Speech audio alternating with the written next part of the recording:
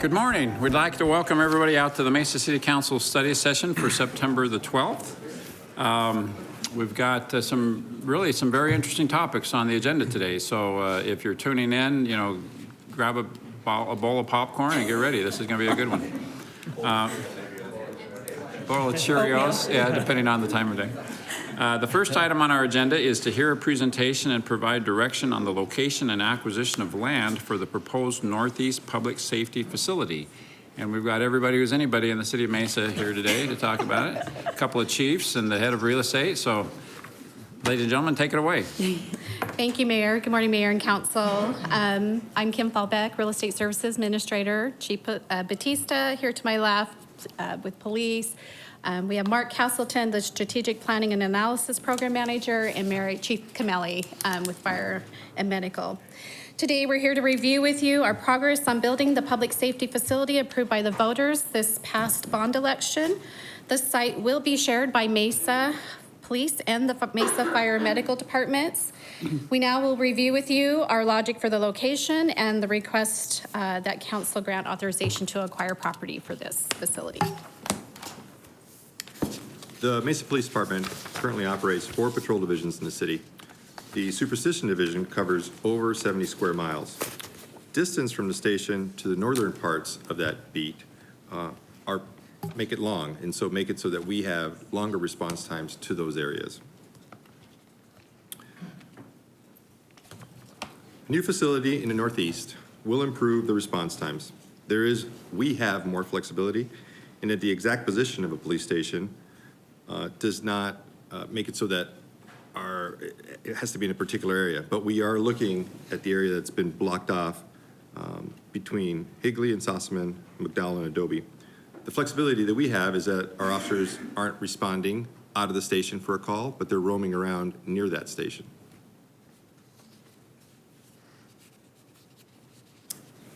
Next, what you see there is a heat map, and that shows where the calls are for fire medical services throughout the city.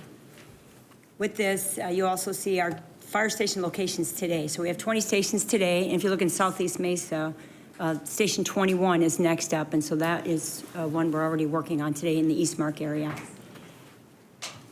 These diamonds that you see on the screen, that's a 4-minute travel time from where the station is today to the area that it's responding to within 4 minutes. And currently in the city, we do 4 minutes or less 64% of the time.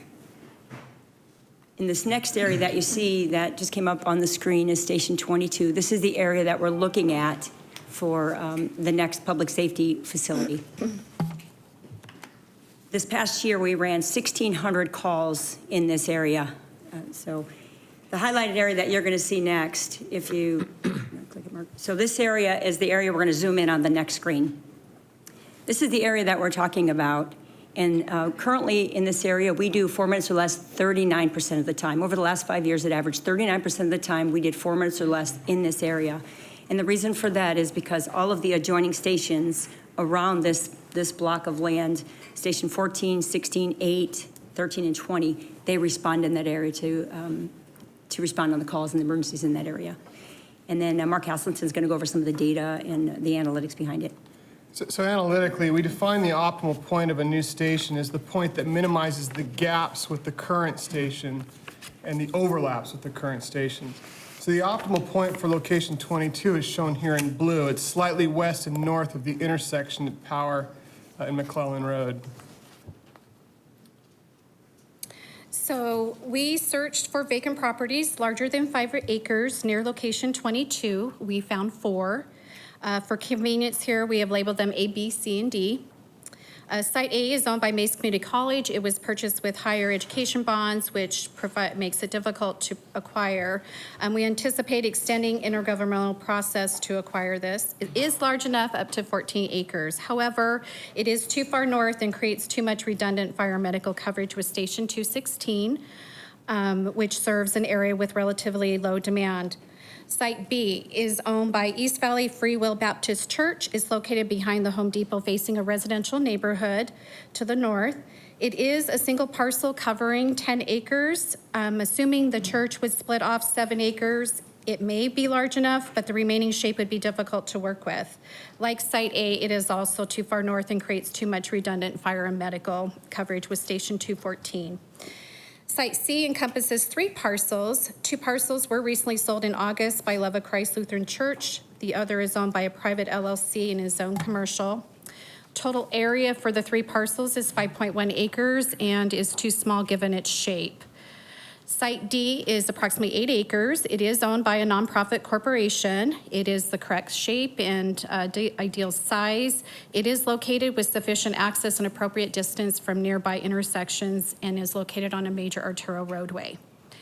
Given the pros and cons of each site, Site D is our best option for Mesa Police and Mesa Fire Medical operations. However, we needed to confirm its location relative to the area. So Site D is located about a half-mile south and about a quarter-mile to the east of the optimal point that we originally defined. So we decided to test it relative to some more sophisticated tools that we have. So after evaluating that site using the actual street network, we learned that the 4-minute travel range for Mason Fire Medical Field units actually improved. Once the facility is operational, we estimate that units will travel to emergency calls in this area within 4 minutes about 65% of the time, whereas they're currently at about 39% of the time. So operationally, Site D is our best option of the 4. So in May of 2018, Real Estate contacted the property owner of Site D, and we sent a letter, a notice of intent to acquire. In November of 18, an appraisal was completed in the amount of $2,125,000 for the 8 acres. December, the city sent an offer to purchase this property for the appraised value. In January, the property owner responded to us. He said he thought the appraisal was too low and that he was trying to formulate a counteroffer to us. To date, we have not received this counteroffer.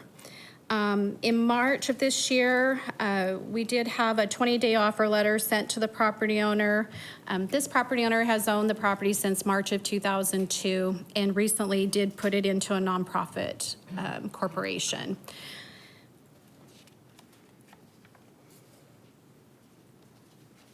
So this final map illustrates the new Northeast Public Safety Facility relative to the police and fire's existing Respond networks. We're here today, Mayor and Council, to request authorization to proceed to acquire Site D. If you should grant this authorization, then we will bring it back to you on September 23rd. We're looking for direction. We're looking for direction, yeah. So I think that's it, right, our presentation. yes. Mayor and Council, we've taking the direction from the bond election to locate a public safety complex in this area. We've tried to use a lot of analytics to find the optimal location and then looking what was available. This is a fairly well developed out area of the city, so our options were somewhat limited. But this parcel we did find is unique in that it hasn't been developed. And as far as the amount of acreage, it's more than sufficient for what we need. It has access to Power Road. I like it also because it has access to, what's the road to the south? Brown, that allows it, if it needs to get across the freeway. So it sits in an ideal situation. It's hard to gauge, I guess, and maybe Kim speak to this, the property owner hasn't necessarily been responsive, but the fact that recently they put it into a nonprofit status, I think what we're taking that as the suggestion they anticipate that the condemnation will take place and that this will be a place where they can park the dollars and maybe avoid some tax consequences. I'm making that up myself, but it's just the fact that it just recently happened during our conversations. It's an individual who lives outside the city in northern Arizona. But we do like the location. We think it's ideal. Property owner hasn't come back to us and said, no, I have plans to build something else. That hasn't happened. So we would like the council to consider, or at least allow us direction to put this on a future agenda so we can move forward with the notice of condemnation. Thank you, Mr. Luna. Kim, Yes. so what's the rationale for making it a nonprofit? Do you think? Probably for tax purposes is my guess. Okay. So this happens to be in my district. It's a prime location to have joint facilities. Certainly, I would be very supportive of putting it there. The residents in that area, they need quicker response times, and this would be an ideal location for it. So I'm really supportive of moving forward on this. Thank you. Jeremy? Are we referring to eminent domain or some other means of taking the property? That's correct. That is correct. We would, the action, the future council action would to be declare this as a public necessity, Necessity, yeah. which would start the process. We have not yet to go through a final, I mean, there's a lot of processes take place and allows us to post the, or not unauthorized word, We deposit. the funding and be able to move forward with the design work. And then allow the process to continue as far as determining the final outcome of the value. And it's the attorney's office opinion that we won't have any problems using eminent domain to take this property for the purposes of making a fire and police department?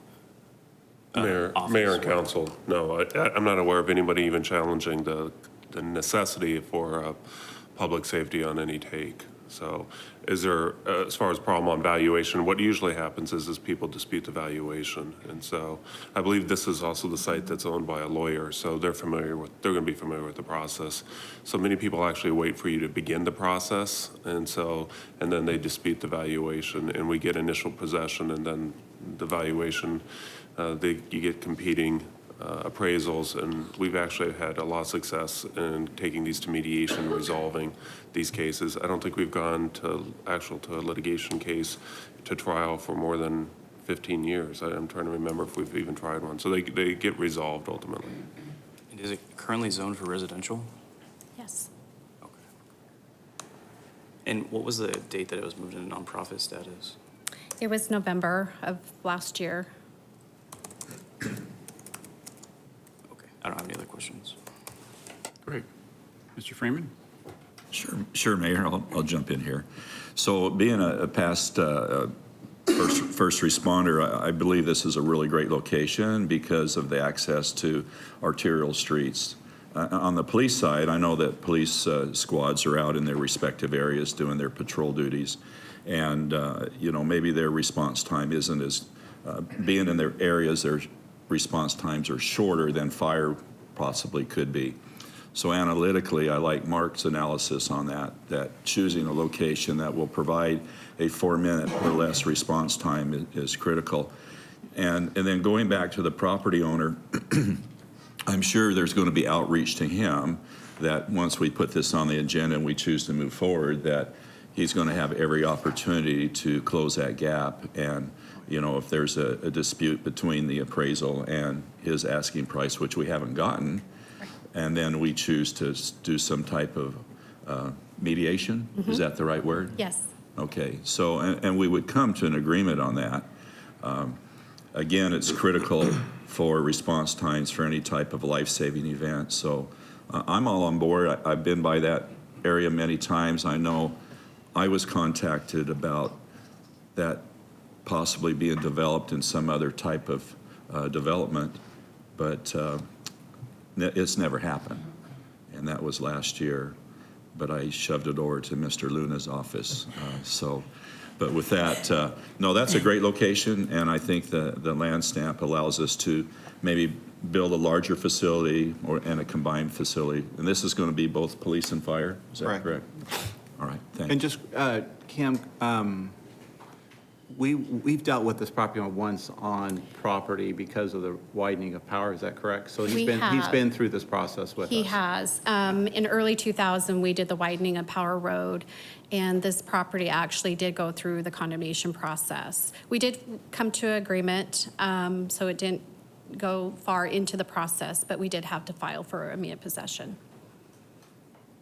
Frankie? Mr. Smith, just for clarification, not too familiar with the process of condemnation. You're alluding to a process. Could you, the next steps as far as the the negotiation starting once we move forward. And then the property owner gets paid, right? As far as if there's mediation, like I think some folks assume that when we do eminent domain, that we just take over and the owners don't get funds, but within this process, there's that opportunity, right? Yeah. Just can you explain a little bit more? Yeah, Mayor and Councilmember Herdia, that's a good point. Let me point out that we've already, Kim's already started that process. First, the statute even requires we actually do more than what the statute requires as far as initial outreach and notice, getting an appraisal and providing that to the property owner, and seeking to resolve it before you even go to condemnation. And so the real estate department actually far exceeds what's required by the statute, even before we've gotten to this point in this council meeting. And then after the resolution goes to council to authorize the condemnation, you file the condemnation lawsuit, and then there's something called an immediate possession. It's an order and it's a hearing. Frequently, it's stipulated before the hearing, and so actually no one frequently shows up. And what that does is it sets the valuation for the property that the city's going to put into the court. So, for example, whatever this property was appraised for, the city will offer that money and will place that money into the court before the initial possession. And then what we'll frequently do in almost every case is we'll release that money to the property owner. In fact, we want to actually allow the property owner to get that money immediately. And so what'll happen is whatever the appraised value is, they'll get that amount of money early on in the process, right up front.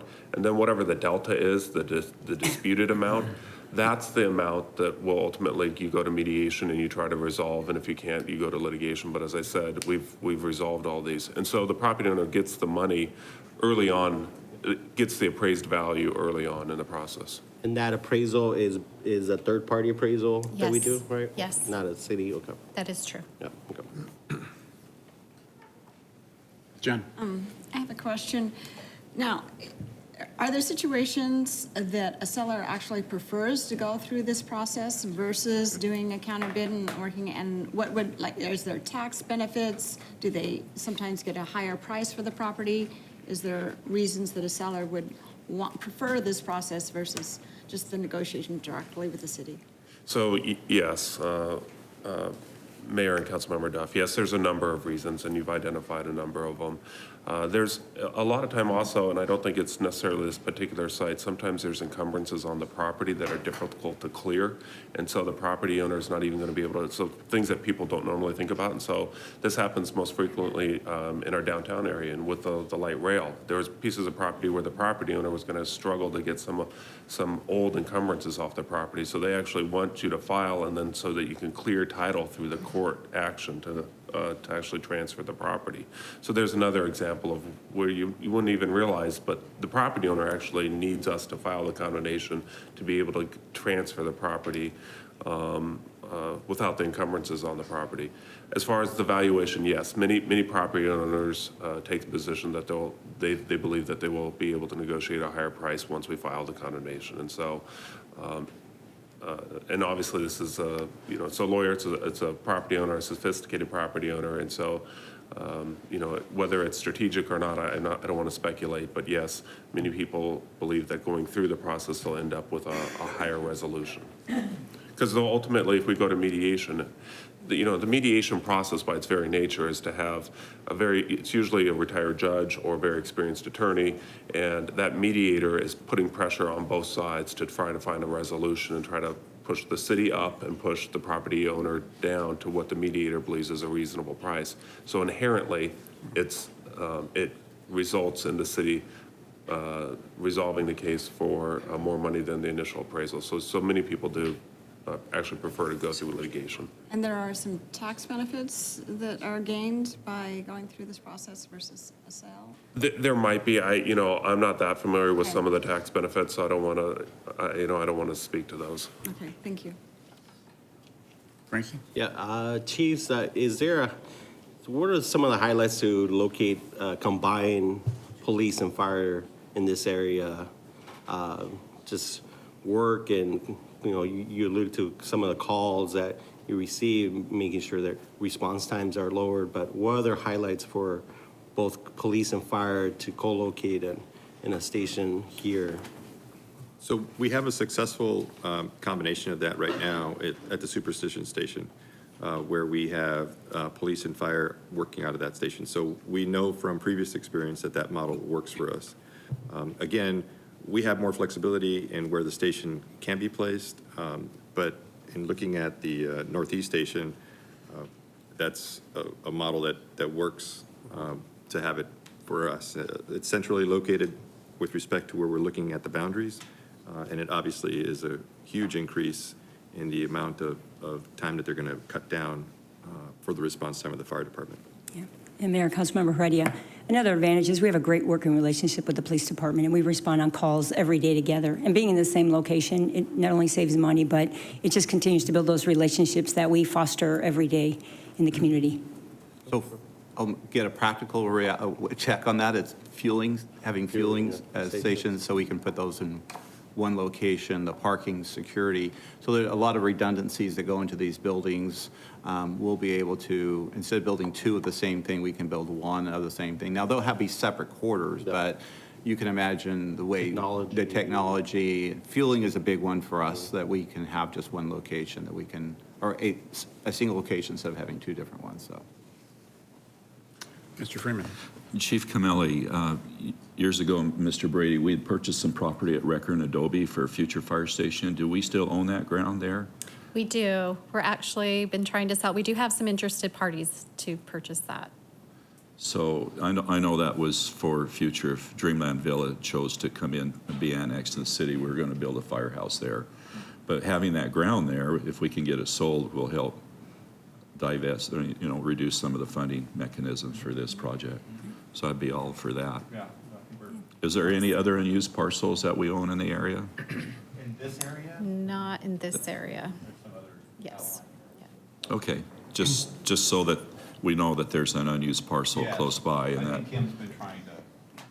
We've had some interested parties and they've kind of left. And so every now and then we've been trying to sell this property for many, many years. Right. What's it zoned in? I think it's residential, but I'm not sure. Okay. I'm thinking it's residential. Well, let's get it sold. I would love to sell it. Okay? We're open to that. Mr. Luna. Mr. Brady, how are we going to do outreach to the residents that we're putting a substation there? Yeah, so I think once we're able to, we have possession of the property, then we can be a little more specific about that, and I think we'll work with your office.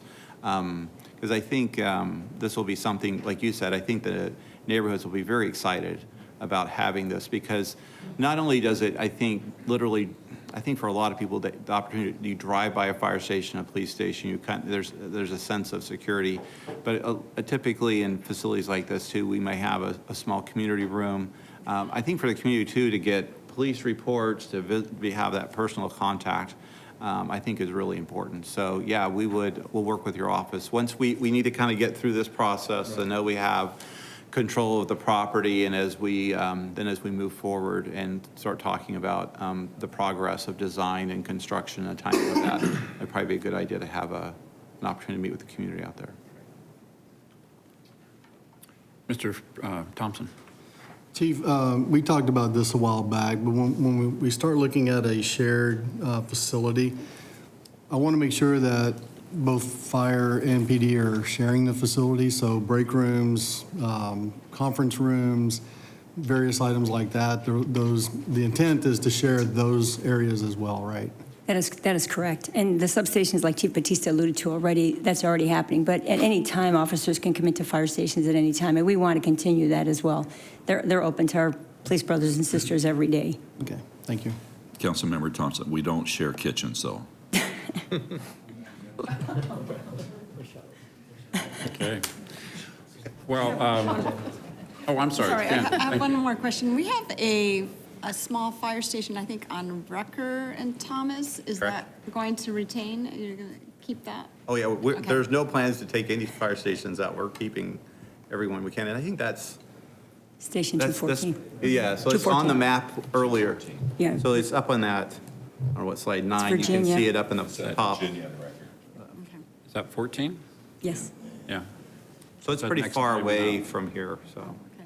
And what's the timeline on this? If, I know there's a lot of unknowns, but if we're going to map it out from Right, where you I'll are go back. now. We presented to council a timeline in the, remember when we bought all the bond projects? I'll have to go back to that. We had an estimate. I don't know where we are because now we're having to deal with the land acquisition, but we can go back and revisit that. But right now, I think somebody mentioned we're working on the Eastmark fire station right now, so that's what's currently underway. And then I just need to go look at that schedule because we kind of scheduled everything out, and I think this is like 3 years out. Is Out at that the end of them? 222 is what it's slated Yeah, for so, initially. but we can confirm that. Great. Jeremy?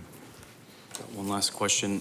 What's the furthest away travel time from any of the surrounding current fire stations to the furthest away point in that location D? Could you just ask the question one more time? So if you didn't build the fire station, what's the longest response time from any of the existing fire stations? I don't have that right in front of me. I know they reach up into the 8 and 9 minutes, depending on traffic and concurrent incidents, but I'd have to get back to you with more precise numbers. Okay. Kevin? I think I brought this up during the budget discussion, but when we start looking at separating out or creating another substation for PD, the bodies that the sales tax increase is going to cover isn't going to necessarily fill that station with the number of officers that are needed.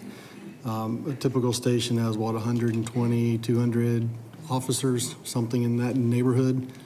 It varies. So are we going to basically, since we're splitting Superstition with this new station, are we splitting those people and then taking people or bodies from other precincts to stuff into to backfill those? Yeah, Because the I don't sales think- tax increase bodies aren't Right. going to fill that station. Well, I'll let the chief answer, but I think we look at the total system and not just say, go ahead, chief. So the whole concept that we've talked about for a couple of years now is that we want to achieve a better balance between the heavy call load on the west side and large chunks of land all the way out to the east side. What we're in the middle of doing right now is analyzing the workload that we have given the current boundaries. And that's why when you look at the proposed map, it's gradient because we don't want to say for sure where it is because there's a lot of data that we still have to dig out of that to figure out what's the number of calls that we're getting out of those areas, and then based on that, what are the number of officers that we need based on our history. I think you're correct in that when you say that Superstition has X number of officers right now, and you're asking like, what's that number going to be in the future? Well, it'll depend because we're cutting it almost in half, and then we'll analyze the kinds of calls that land around Superstition right now and figure out what the need is. But we're not at a point where I can tell you definitively what those numbers will be, but there'll be shifts because we're going to move the boundaries around it to get better balance. Yeah, and Mayor, Councilman Thompson, as you know, Southeast Mesa with all the growth in there, that'll have to be in play. One of the reasons the chief's hesitating, but he's looking to his right, is we're trying to get Mark out of the fire department to come help the police department run. So we've done that. We've created some really good models, right, for our response and how we address fire response, which has resulted in the fire chief doing some amazing things, is kind of rethinking about how we deploy and moving some trucks to other parts of the city where there's high volumes during certain times. So what we're working on is now having Mark, our data scientist, led by Mark, to move over and start helping PD. And then we'll create some models that we'll bring back to you. I think that's what the chief's, he's working through, is this dilemma of high frequency calls on one part of the city, but another part of the city, lots of calls, but maybe not quite at the frequency, but the time, the distance is such an issue. So we're trying to figure out kind of an optimal model, and that's where Mark helps us with the data to kind of figure that out. So I think that's a discussion we can bring to council sometime. Because my concern continues to be that with Cadence and with Eastmark, Bella Villa's finally built out, and so over the past probably 4 years, you probably added another 12,000 residents out there, but we actually have subtracted police officers from the district. So we're not adding officers to stay on pace with the growth that's taking place. And so I'm concerned whenever you start splitting the precinct and shifting officers to other areas, when we do have an increase in population and a decrease in patrol officers and street crimes officers and so forth. So that's my concern, and so I want to make sure that, that every precinct is covered appropriately so that we can be proactive policing versus reactive policing. We agree. Well, what we need, that's something the chief's working on. So. Thank you. Well, thank you. I think it's good to put in context why we're doing this. It's been, we've been talking about this for a couple of years now, and we are in this fast-paced growth mode in Mesa, Arizona. There was a study that came out last week that said the Mesa is in the top 10 of cities for growth nationally, which is great. That means we're an attractive city. A lot of people are coming here, but it also means that we've got problems like the one we discussed today. We want to have 4-minute response times. We do that in 64% of the city, but only 39% in this area. So that was the compelling story we went to our voters with last November, and they agreed, and they authorized us to build new police stations and fire stations. So thank you for the very scientific approach that you've taken to figuring out where this needs to go. To me, I will join with my colleagues in saying yes. Please do proceed with this location. It seems obvious that this is the right thing to do, and I think it's the real estate investor that owns this piece of property, I think, is certainly going to do what they need to do to get their best price, and that's good for them. And so, but let's go through the process and pay them what's fair and get this built as soon as possible. So, thank you for all the great work that's gone into identifying this piece of property. All right, thank you. So we'll be placing this on you said 23rd. You'll see that action on the 23rd. I think that's clearly the consensus of the council to do that. So thank you very much. Great presentation. Thank you. The next item on our agenda is to hear a presentation and discuss the city's current recycling program and provide direction on the program going forward. Good to have Scott Boucher, Director of Sustainability. Scott. Good morning, Mayor. Good morning, Council.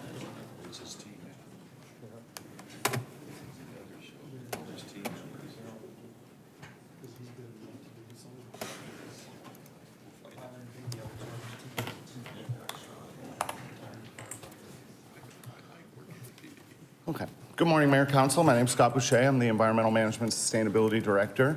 I'm here today because on September 23rd, you will have two proposed contract extensions with our recycling vendors that will be on the agenda for September 23rd. And so we wanted to take this opportunity before you see those items on the agenda to give you an update on where we are with recycling. First, I'll start off with a slide that I think this is maybe the third time we've come forward with this slide to council, just to show you what has happened with the recycling commodity revenue, and also explain with the contracts coming on the 23rd, I want to explain how changes contractually have affected our recycling program and the revenues that we receive from the commodities that we collect. So you'll see in fiscal year 13-14 was the first year in which Waste Management, which is one of our recycling vendors, went with a model. We're in a contract with them. It's a 10-year contract, which they charged a processing fee, and then we received a percentage of the revenue that was generated from the sales of the commodities.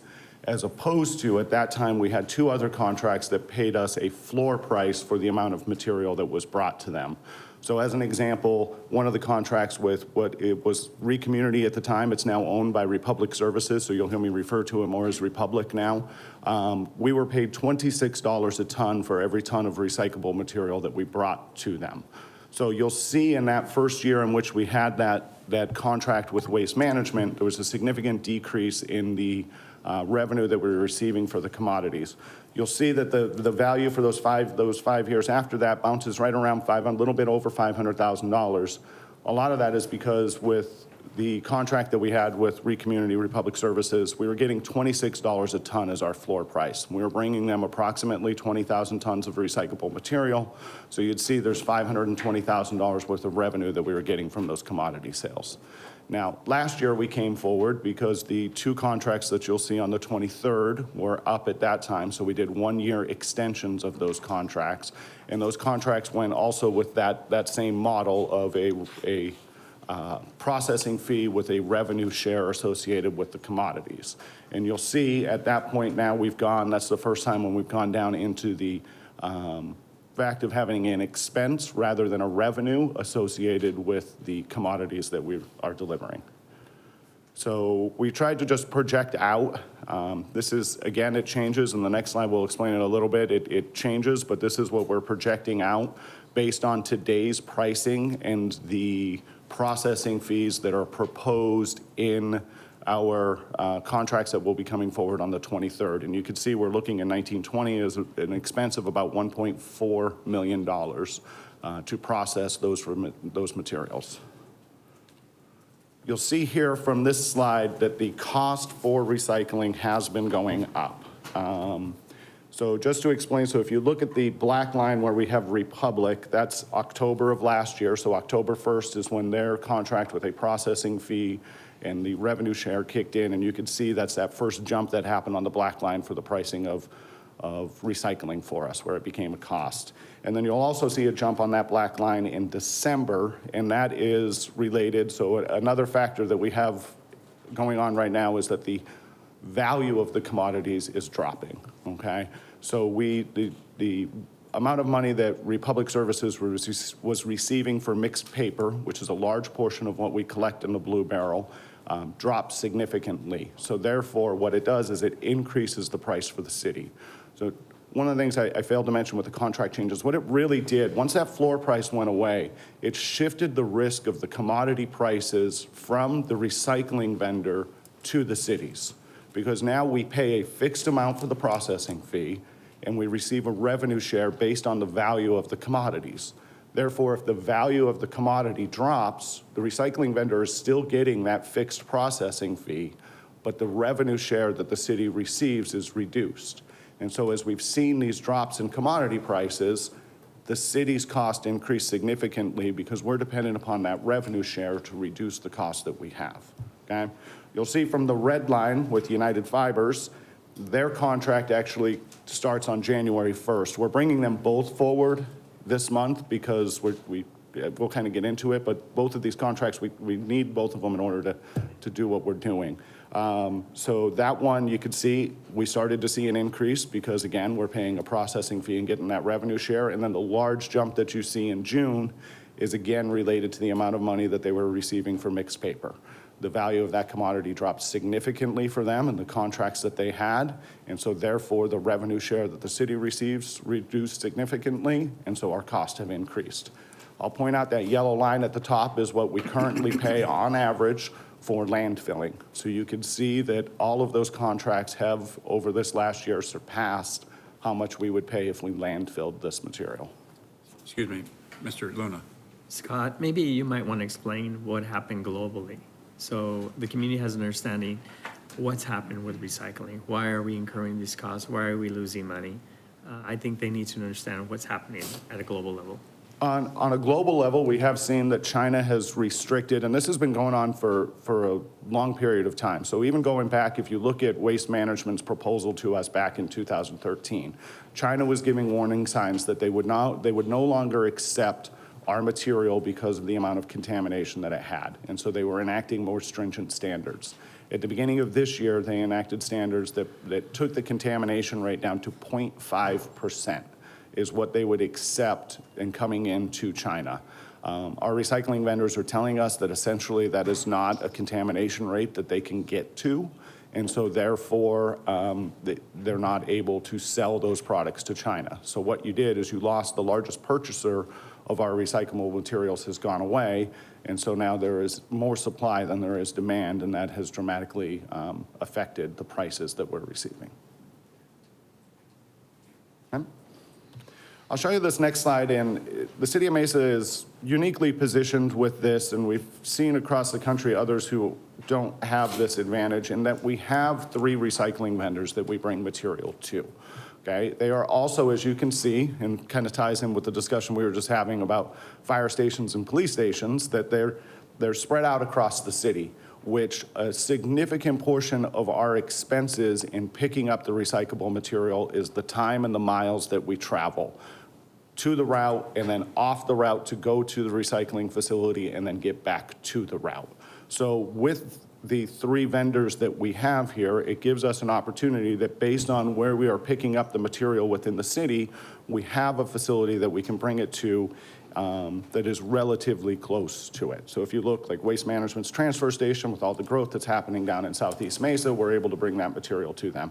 United Fibers, more in the west side, that we're able to bring them materials. And then with the Republic MRF at the top, a lot of times what we will do is those last loads, because it's close to where the trucks are parking for the evening and getting worked on or getting fueled for the evening, so they're ready the next day. A lot of our last loads will go to that Republic MRF. And we call it they're coming home. So they go up to the Republic MRF and then they're coming back to the 6th Street Service Center for the evening. We'll get into more of the details, so you will see. The first one is our contract that we have with Waste Management. Again, we're in the 5th year of a 10-year contract with them.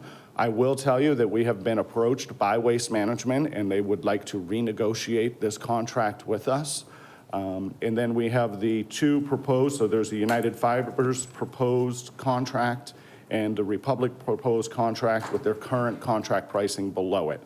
And you could see the United Fibers contract would be a 1-year term, so it would go from till December of 2020, and then the Republic contract would go till September of 2022.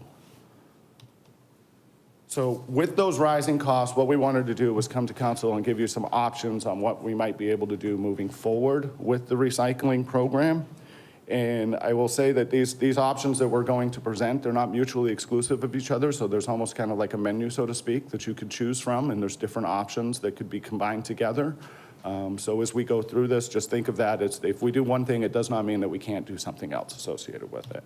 So the first one is to suspend the recycling program. In essence, if the 2 contracts that we're going to bring forward on the 23rd are not approved, that will suspend the recycling program, because we will lose those 2 vendors and we just will have more tonnage than we're able to bring to Waste Management. So that in essence would suspend the program if those 2 contracts aren't approved. You've probably heard in the news, Surprise has been in the news a lot lately, that they have suspended their program. Also, Casa Grande and Sierra Vista are cities within Arizona that have suspended their program over the last several months. Potential impacts that may come from that, it would end our relationship with those recycling vendors that I showed you from the map before, that we would no longer be bringing them material. There would be a reduced operational and disposal cost associated with that. As you saw, the cost of landfilling this material is less than the cost of recycling it at this point. So there would be some savings associated with that, although we would have costs because we would have to pay for landfilling that material. It's not free for us to landfill it, of course, so. Excuse me, Scott. Mr. Thompson. Scott, how much of the current recyclable material has ended up landfilled anyway because of contamination or so forth, or, it's out there? It's a very good question, Councilmember Thompson. I would point to one of the things, so we've been working with the other Valley municipalities. The city of Scottsdale just finished an audit of the Republic MRF up at the Salt River landfill. And approximately 28% of the material that goes into that MRF ends up being landfilled. And that's a combination, I would tell you there's some confusion, that's a combination of both contamination and then also material that it just isn't cost effective for them to grab all of that material. So in other words, if there's some paper that falls out during the recycling process and it ends up in the compactor that goes to trash, they're not taking that material and rerunning it through the process because it's just not cost effective to them. So some of it is contamination, but there is also some of that material that is recyclable material, but just because of the process in which it goes through, it's not captured during that recycling process. So it'd be fair to say for Mesa, it's probably somewhere between 25 and 28%? Well, 28%, so of the tonnage that goes into the MRF, 28% of that is going to the landfill. I could tell you, I have here our contamination rate. So we do audits with our recycling vendors.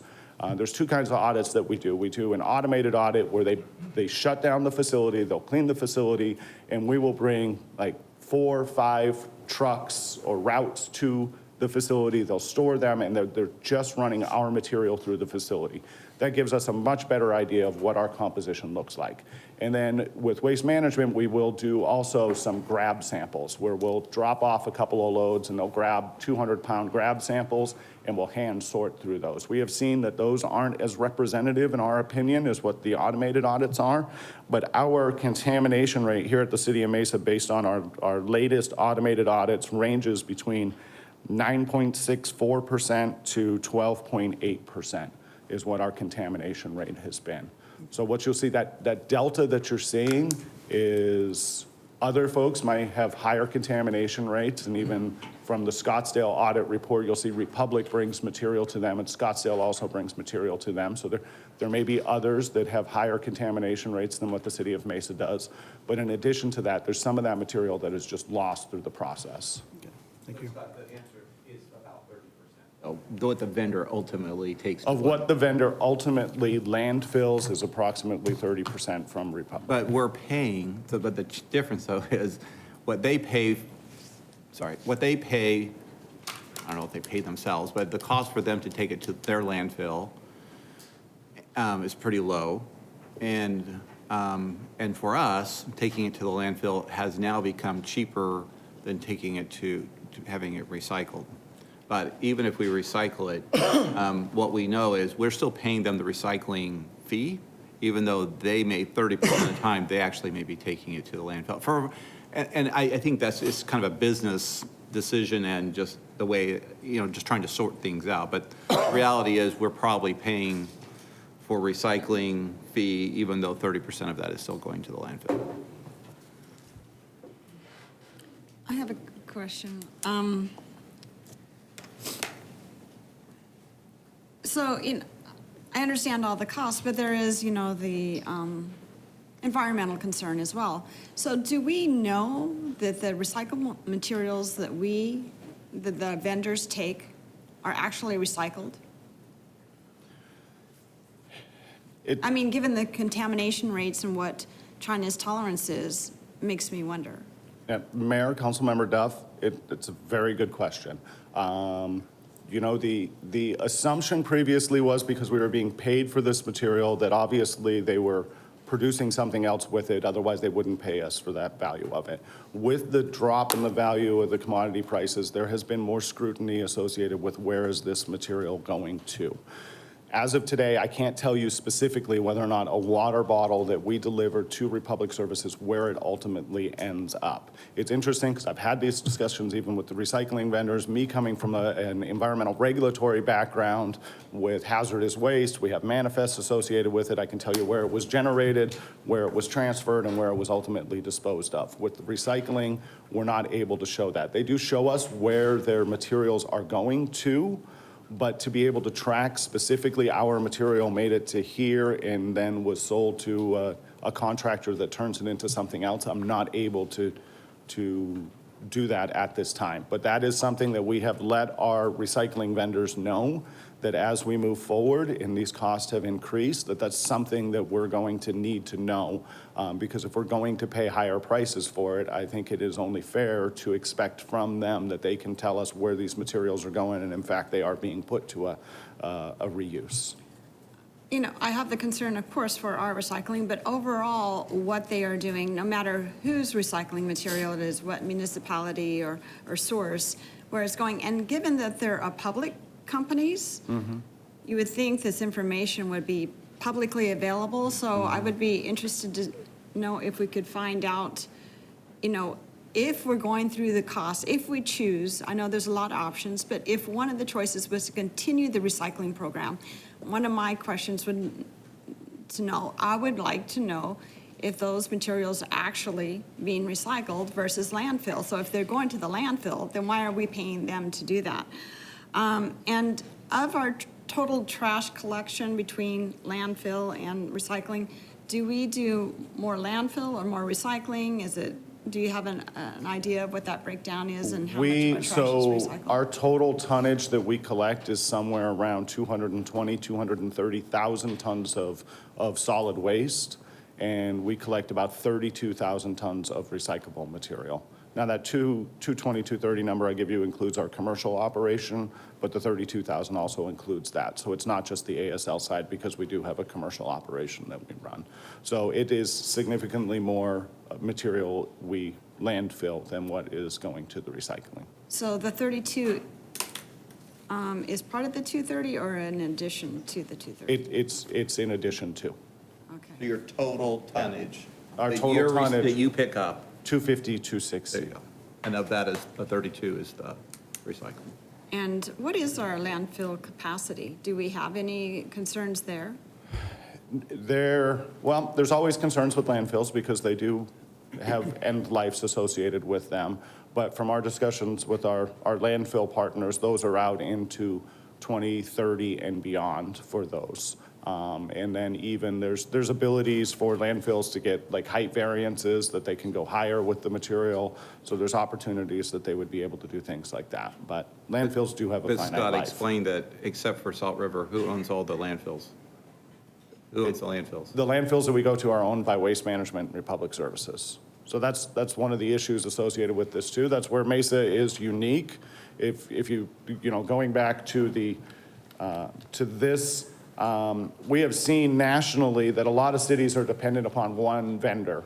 And so you have one vendor that you're bringing your material to. And if you don't bring that material to that vendor's recycling facility, you take that material to that vendor's landfill. We're unique in that the material would be landfilled, but for example, if we do not bring it to the Republic MRF, it would go to the Salt River landfill. So Republic would not be receiving the revenue from that material going to the landfill. It would be going to a different entity.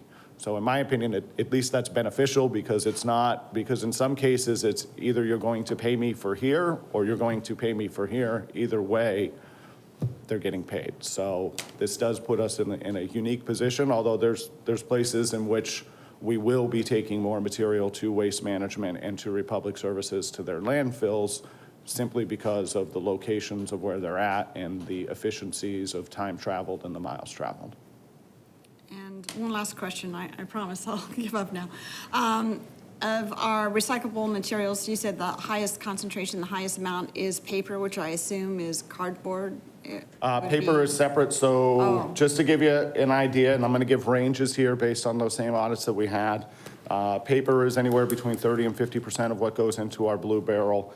Cardboard's 11 to 25%, and then you've got glass that falls 11 to 16% of what goes in there, and then your plastics are anywhere between 8 and 12%, and then usually about 1%, 1 to 3% is going to be aluminum, and 1 to 3% is going to be your steel and tin. So kind of your green bean can and those sorts of things that you would see in there.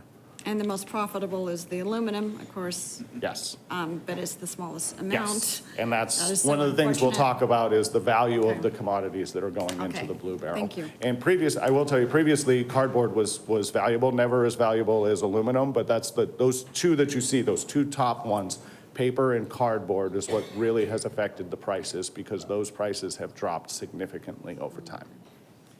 I got a question, Scott. Those numbers didn't add up to me. You said like 30, 11, 11, and 11. What, is that the total of recyclable material? What I did is I took those three audits that we did, and I took the lowest composition. So of the three audits that we did between United Fibers, Republic, and Waste Management, the lowest amount that we had on those three was 30% of the paper.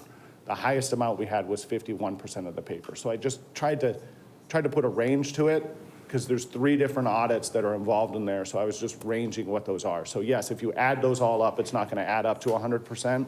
I do have specific audits, I don't have them here with me, but I can share those specific audits that we go through and shows what they are. Okay. Okay. It wasn't making, I mean, it should have added up to 100, and in my head, it didn't add up. Yeah, I understand, but what I tried to do is just show the highs and lows of what Sure. we've seen in audits over the last year. Sure. Okay, Scott, just trying to understand the fluctuation on the forecasts. It's a drastic change. I know you've been alluding to these changes, but it's very drastic. Is there any indication to how, if these numbers will change in the future, given, innovation and other things that are happening?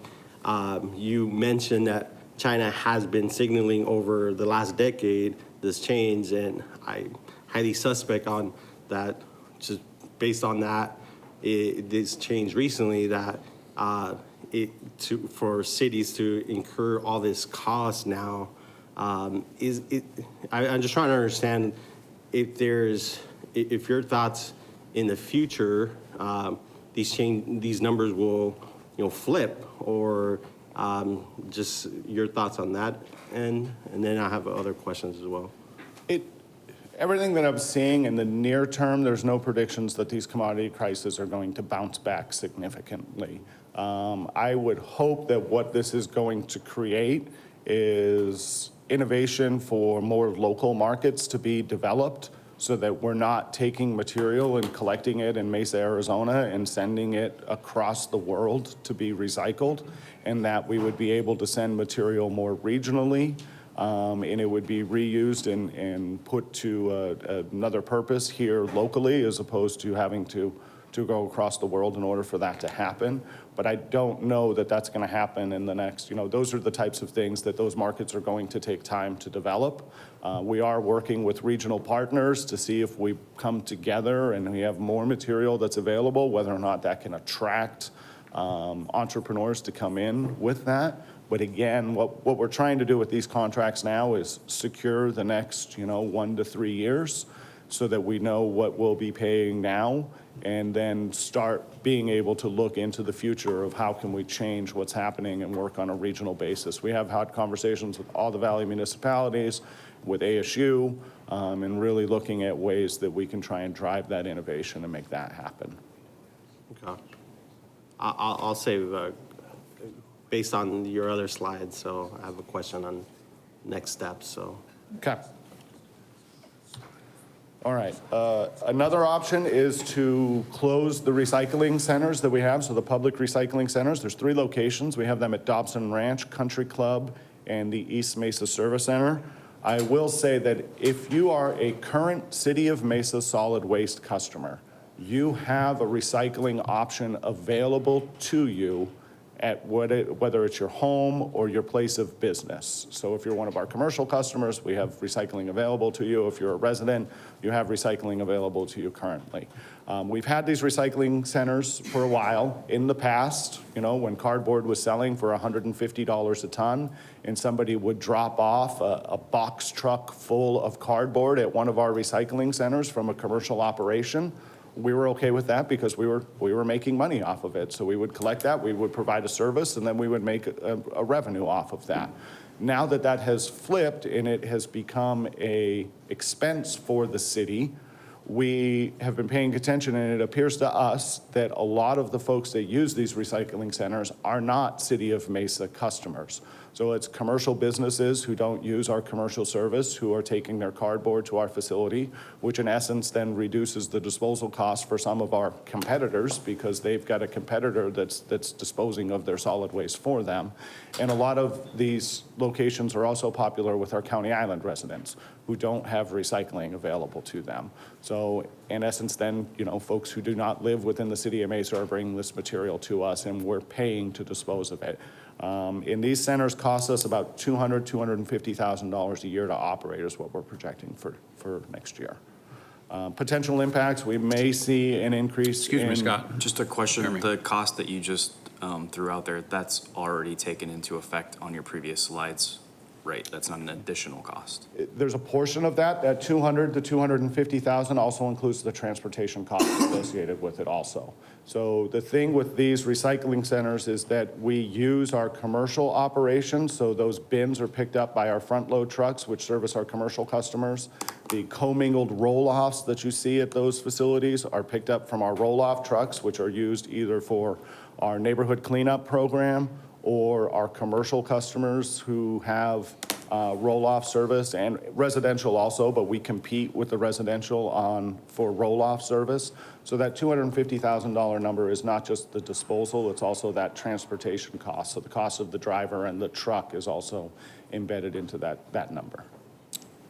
Yeah, I guess my question is on slide 3 on my form, you're anticipating a $1.5 million loss in recycling. My question is that taking into effect all the costs associated to recycling, depreciation of recycling trucks, depreciation of capital assets? No. That $1.4 million number is just processing. That's the amount of money we will pay those 3 recycling vendors after we have paid the processing fee and received our revenue shares. And that's based off of today's commodity prices and the proposed contract extensions that are coming forward to you. So the recycling loss or anticipated expenditure forecast is actually extremely lower than what this projects because you're not taking all the variables into account. Right. Our total cost of the recycling program, if you include our direct and indirect expenses, is about $10.8 million is what we spend to pick up that material, bring it to a recycling facility, and pay the processing fees associated with it. So Mayor and Council, to be clear, anytime we bring you a financial analysis, it's based on cash. That's why it's called expenditure report. We do not calculate, we rarely, if you'll ever see us include depreciation of assets. It's going to be based on cash. Oh, but these are real costs though, right? I mean, are we? Depreciation is not a cash expenditure, so we just show you what impacts the bottom line as far as cash in the account. So that's what, these would only include a forecast of additional expenditures. Expenditures are then cash out. So that's what it's a negative cash impact to the city. But we wouldn't include depreciation, and we never do that. I know sometimes that often gets quoted, especially when we look at the CAFR. The CAFR is not a good example of how we manage our budgets. CAFRs show depreciation. We do not calculate depreciation in our cost when we bring it to council. So when a garbage truck needs to be repurchased, where do we get the money to repurchase the garbage truck? We pay for it out of our life cycle program, but we do not include depreciation in expenditure reports. I don't know any city that does.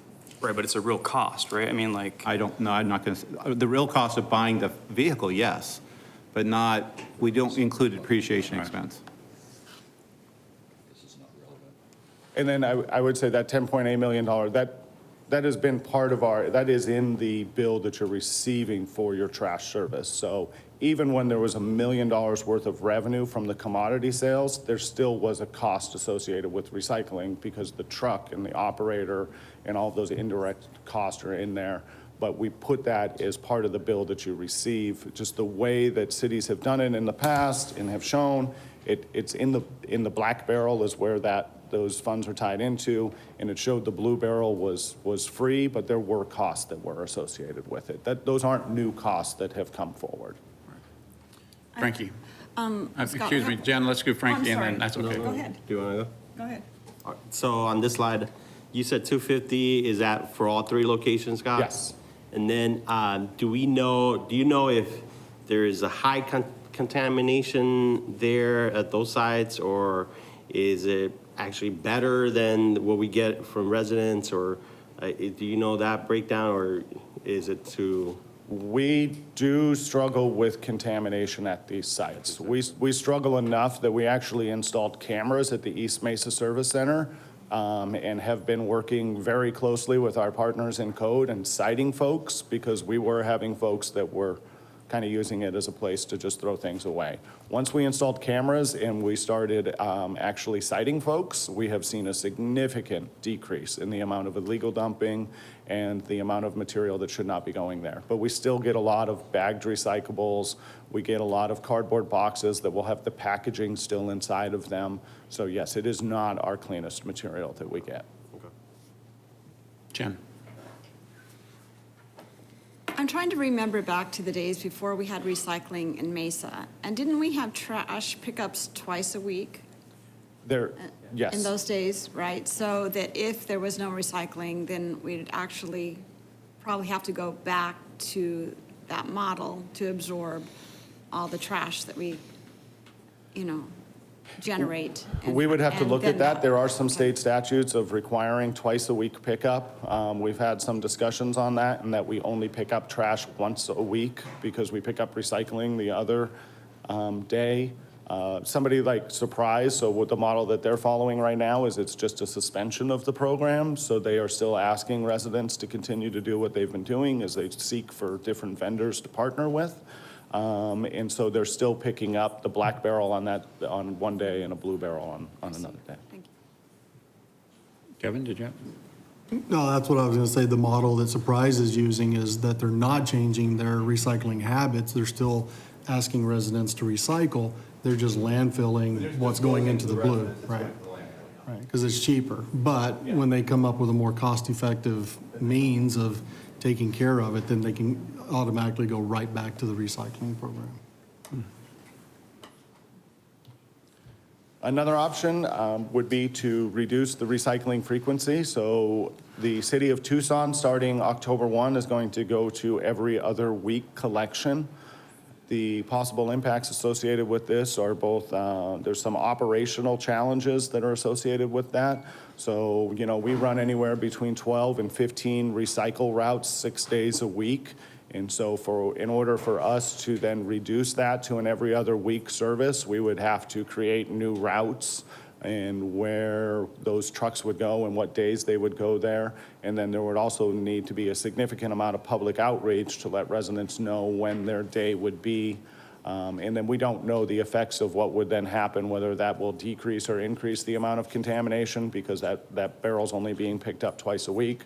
There are some of our residents who are very good recyclers and do a great job of that, and they're filling up their recycle barrel more than they are their trash barrel. And so how this would affect them, whether or not we would have to give them more barrels, it's just there's a lot of operational challenges associated with that we can work through. If this is council's direction, we can work on that. What we're planning on doing right now is watching Tucson very closely. We've had conversations with them to see what they are seeing from this and if they are seeing the savings that they anticipate and what effect it's having on the quality of the material that they're collecting. Do you know what Tempe is doing? Tempe is sticking with their current model. They had a new contract, I want to say 2 or 3 years ago, that is a 10-year contract similar to what we have with Waste Management currently. And so they are continuing their program the way that it is now. They just presented, I think, about 2 weeks ago to their council, and they're not making any changes right now. Although they are seeing all the Valley cities, and to be honest, everybody across the nation is seeing these increases in the cost of recycling. So they are seeing these same increases. So how do they keep business as usual with the market changing so dramatically? Are they going to need to just increase their costs, their fees to their residents? They run that out of an enterprise. We run ours out of the enterprise fund, right? So it's all based upon the revenues coming in and the expenditures, and so that's what we're looking at, a bottom line. Some cities, I don't know if all cities run it as an enterprise or not. Yeah, It may be subsidized by general fund. I don't know that, but. Yeah. I am not sure with the city of Tempe. I know a lot of the other cities are having discussions about implementing a recycling fee. And that fee seems to range anywhere between 50 cents and $1. I'm not aware of anybody who has actually implemented those fees at this point, but that is one of the things that I know Tempe has looked at, but I think that's going to come back as more of their rate process. So they just have a tolerance for losing money on this. They may be able to absorb it for a period of time. Yeah. And I think that's what a lot of cities also are absorb this now and see if the commodity prices come back to a point that it's not the same level of expense that it is today. Well, I think too, we talk about loss. I mean, our waste department as a whole still had, what, $61 million in revenue, $23 million in expenditures, right? So we're still running a 38% profit margin on our waste department. Even if we absorbed a $1.5 million loss, our waste department's still running a net positive number, I would assume, right? It is that the general fund transfer is also in there, so depending where that falls within, we are projecting that after all of those expenses, that the department, I believe the budget number right now is about a negative 1.3 after the transfer that happens. It's not the operation cost of the waste that's causing the number to be negative.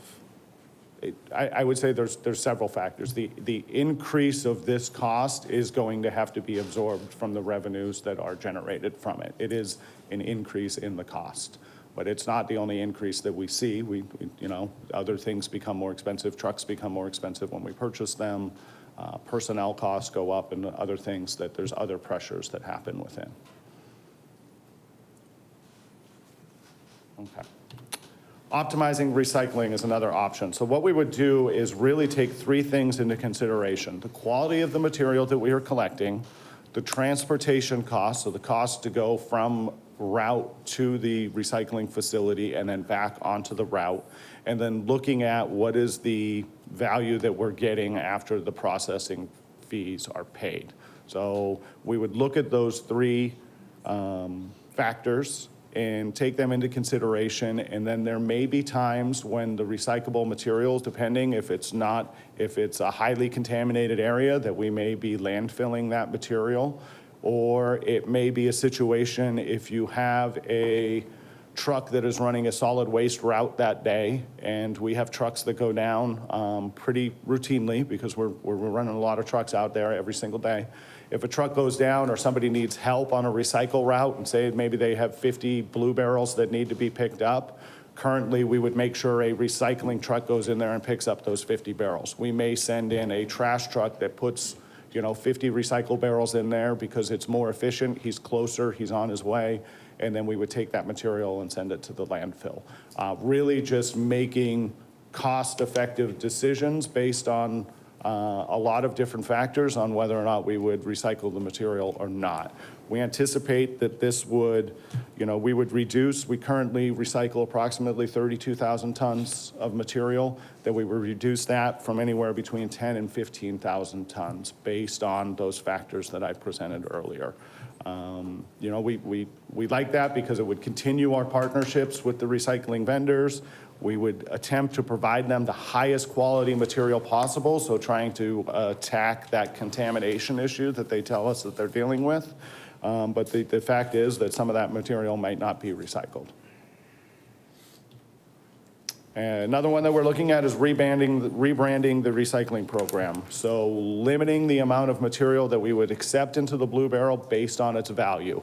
And this gets back to some of the conversations that we've had already. The potential impacts: this would reduce the tonnage, hopefully would reduce the program confusion and the contamination associated with it, but it would require a significant amount of public outreach associated with it. I will tell you, I do worry a little bit though, because if we start changing the program, sometimes I hear from folks, or if you follow on Facebook and look at some of the comments that are on there, that we changed the program and the programs are different and now it's confusing, and people kind of stop listening sometimes. So what we are looking at with that rebranding program is to say it would be beverage, bottles, and cans. And that word beverage is the key component to it, that it would be just beverages. So you can see from there, there's a wine bottle, a water bottle, a milk jug, an aluminum can. Those would be what we would accept. What that would then take out would be an olive oil or, other materials, a peanut butter jar that may have contamination that's associated with it because there's still peanut butter in that jar. Whereas the beverage bottles, typically those beverage bottles are going to be completely empty and they're not going to be contaminated. We would also look at food cans. You can see that tin can, so whether it's a can of peas, can of green beans, those sorts of things, cardboard and paper is what we would be looking at of what we would be able to put into the Blue Barrel. Scott, quick question. These last 3 slides, I mean, those aren't mutually exclusive, right? I mean, No. you could We may- optimize and rebrand Yes. and Yes. enforced. Okay. Matter of fact, yes. Yes, Okay. and we could increase the program enforcement associated with it also. Right. So what we do currently is we kind of have a 3 strikes and you're out program associated with the recycling program. So we really try hard to educate our residents on what can and can't go into that Blue Barrel and work with them on that. You will see here that there's some minor contamination. Plastic bags, which I've talked to you about in the past, are really wreak havoc within those recycling facilities. A perfect example of something that is recyclable, but it's not recyclable in the Blue Barrel. You need to bring it back to the place that gave you that bag, whether it's your Walmart's, Target's, Bash's, Fry's, whatever it may be. So we would continue that program for minor contamination. What we would ask for is there would be a code change associated with major contamination. So if we see one of what we're calling these 5 waste, human waste, animal waste, food waste, green waste, or hazardous waste, we would remove that barrel immediately. What we find, to be honest, there are some folks who use that Blue Barrel as a second trash barrel. They are not, my inspectors and my operators will tell you, they are not trying to recycle. We come twice a week and they put whatever material they need to get rid of at that time into the barrel and it gets picked up and then they roll that barrel back in. And so, if there's no consequence associated with putting those materials in there, then it's very difficult. When we give them 3 strikes, my inspectors that go out and take a look at this, what we will see with residents is a lot of times they will hide their barrel. So these barrels are on wheels, they're easily movable for a reason, but we will go out sometimes 4, 5, 8 times trying to see that barrel again, and because they know we're coming out, they just won't put it out. Or what they do is they'll take cardboard boxes and they'll put it on top of the contamination and try and hide the contamination within the barrel and then go back to their previous behaviors after that. So what we're asking is that we would just remove that barrel immediately. We would leave them a note and say, you can contact us, we can give you some education, and then there would be a fee associated with bringing that barrel back. Just an interesting, so we've started with our 3 strikes you're out, and really we started just this year removing barrels for the first time. We've removed 180 barrels as of now. We have only had 6 people contact us to reinstate their service. I think what that tells you is that there's a lot of those folks that they're not recycling, they're just throwing their things away, and when we took that barrel away, they didn't want it back. What we would also need with that, one of the consequences that may come with that is that material that they're putting in there doesn't go away.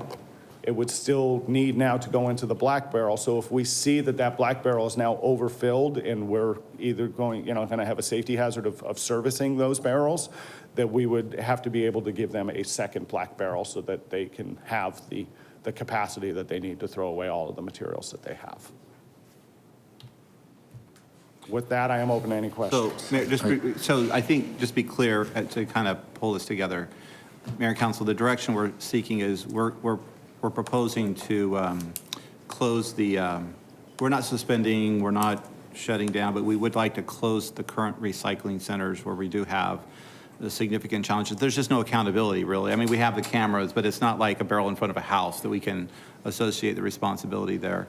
And then we're going to look at, we want to move forward with the optimizing of the recycling, allowing Scott and his folks to be most cost efficient using some decision making where sometimes at the end of the day or the schedule may dictate that some of the Blue Barrels will end up in the landfill.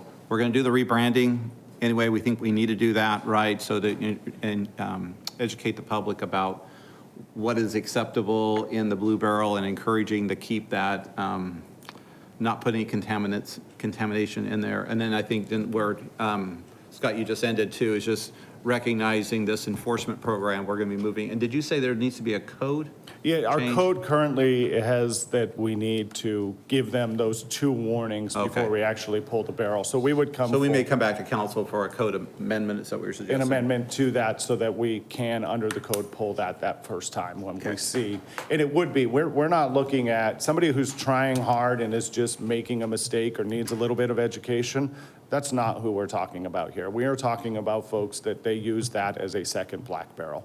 My inspectors will tell you many times you open up the lid of that barrel and you know. A lot of times, if there's smell-o-vision associated with this, you would be able to tell that this is not recyclable. This barrel is not being used for recycling. Jen? I have of the 3 locations and closing that, what capacity is absorbed there? Of the 32 tons that we have in recycling, what is taken in total from the 3 locations? I don't know that I have that. I don't have that number. I can get Okay. that number for you. Okay. And I'd also suggest in rebranding that we include alternative or educational ways to reduce our trash and use alternative materials, compostable materials. Instead of water bottles, now water is being offered in cans to get away from plastic bags. You know, reusable straws, getting away from whatever we can do to make smart choices that are environmentally sound as a consumer and not have so many of these toxic materials going into wherever, or, you know, into our oceans and into our landfills. Even with the recycling program, it's happening. So as consumers, we need to be more conscious and spread the word, even with our businesses, and use compostable materials in that rebrand. Really push for people to, you know, start trying to make more conscious choices to reduce the problem. Thank you. Thank you. Frankie? On the processing fee table, recycling contract comparison, curious, why is Republic so large than the other vendors? So we have been negotiating with Republic for about 3 or 4 months on this number. I could tell you that number started off significantly higher than that. They have provided us some financial information, a limited amount of financial information that we were able to come to an agreement on this $86 number. Truly, we got to a point with them that they told that this was their best and final offer that they presented to us. And they told us if we didn't accept the $86 number, then they weren't going to go any lower than that. Is it based on how much we take to them, or just their unique style of how they recycle, or what's the difference between the other vendors and them in charging a higher processing fee? There's a couple of things that come into play there. So you will see with Republic's proposal, there's an $86 processing fee and a 60% revenue share. Whereas if you then compare that with the United Fibers, it's $71 and a 55% revenue share. So we get less of the revenue associated with the commodities, but we pay, you know, less of a processing fee. So a lot of times when you'll see, and if you know, that chart that I had up with the line graphs where these are competing, because it's not just the processing fee, it's how much value are they getting for those commodities when they sell them, and because that reduces the amount that we'd be paying. You know, and the waste management contract is a contract that previously, so if you looked back 5 years ago, that was the most that we were paying for recycling, and now that has switched to where that's the least amount that we're paying. But again, if you look at what they're receiving for their commodity values, it starts bringing them also within line. So we see times that waste management will get good contracts for certain materials, and so their commodity prices have risen, and then there's times when we see that they don't. So that's one of the things that makes this difficult, is that you know, the commodity volatility of the market for the commodities. And that's what, with this new contract, the way that these contracts are set up now, all of the risk associated with those commodity values is shifted to the cities, whereas previously that was accepted by the vendors. Okay. And then on the slide of closing the recycling centers, you mentioned creates commercial program opportunities. Is that potential revenue that would come to the city that could offset some of this cost? Do you know like a potential cost that you can? Well, what that bullet point means is, so today I'm sending a roll-off or, one or two roll-offs to pick up those recycling centers and take that material to the recycling facility. Many times we are sold out, so to speak, with our roll-off. We have more customers that day than what we're able to service because of the number of trucks that we have. Our roll-off program has been doing really well and has been seeing increases year over year for the past 5 years. So what that means is if that roll-off truck is not now going to the recycling center, that customer, whether a permanent or a resident who's doing a remodel, say, on their house and needs a roll-off either delivered or picked up and empty and return, will have increased capacity to serve those paying customers as opposed to servicing the recycling center, if that makes sense to you. And then the same, we have cardboard routes that are developed. We have a commercial cardboard program where we collect cardboard material from businesses, but a large portion of that route also includes the recycling centers. So now that would allow us either to reduce the number of routes that we have for cardboard because we wouldn't have those recycling centers, or add customers in other areas. So it's like shifting the program into other potential beneficial pieces. And that's the interesting part, because the commercial program competes, and a lot of these folks that are coming here, like I said, are customers of our competition, and we're taking our resources to service that. And what that does is that takes that resource away from being able to go and service another paying customer, another paying commercial customer that we're competing for. So it's an interesting dynamic to it. I think we would prefer, if someone's going to use recycling services from the city, we'd like them to have an account with the city. Yes. And that this doesn't allow for that, yeah. Mr. Luna. Scott, you talk about program enforcement. How are you doing that? I had a neighbor that threw a kitchen sink in a recycle, so I made sure I called you guys and said, how are you doing that? I go, no, that's gonna work. It's gonna break our truck. Everything, including the kitchen sink. Yes, that So sums up what we I called deal you with and I think you sometimes. guys took care of it, so. So we currently have 3 quality insurance inspectors that really spend, what they do is they go out early in the morning and their job is to stay ahead of the truck. Okay, so the truck is going out there and servicing. They come in first thing in the morning, they're going out and they're lifting lids. And they usually spend the first 4 or 5 hours of their day lifting lids, tagging barrels. Well, also, we let people know too. So if you're doing a good job recycling, you will get a tag on your barrel that's an attaboy. That we're telling you, thank you, you are doing a good job, you are doing what you're supposed to be doing, please continue to do that.